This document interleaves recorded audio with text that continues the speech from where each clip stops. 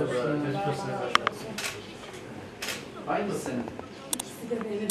İkisi de benim çocuğum. Aynı hastalık. Çocuk 13 yıldır böyle hastanelerdeyiz. Kızlar 1,5 yıl oldu. Onda da çıktı. Tanıyı seviyor musun ablacığım?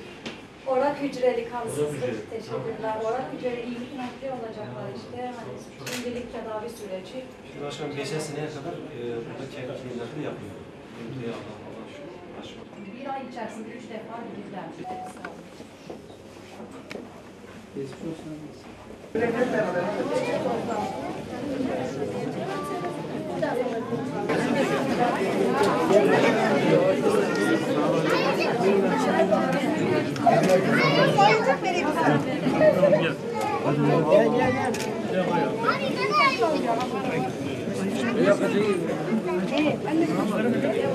veriyorum.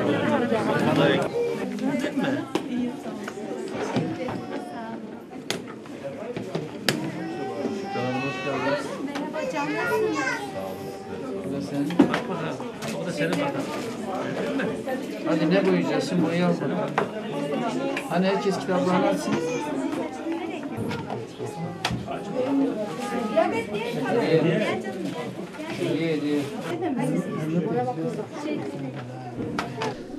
Gaziantep Üniversitemize bağlı onkoloji hastanemizde hem Gaziantep'imiz için hem bölge için çok güzel bir hizmet veriliyor. Ben buradan başhekimimize, emeği geçen doktorlarımıza, hasta bakıcılarımıza, öğretmenlerimize de çok teşekkür ediyorum. Oldukça temiz, düzenli. Biraz önce hastaları da ziyaret ettik.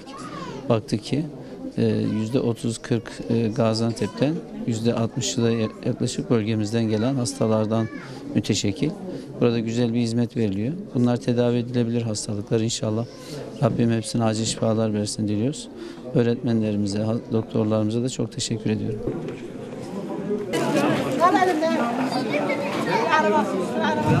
Sen de isteyin abla.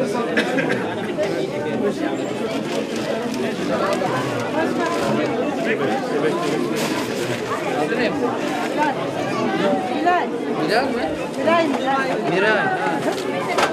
Miray. Nasıl? Miray.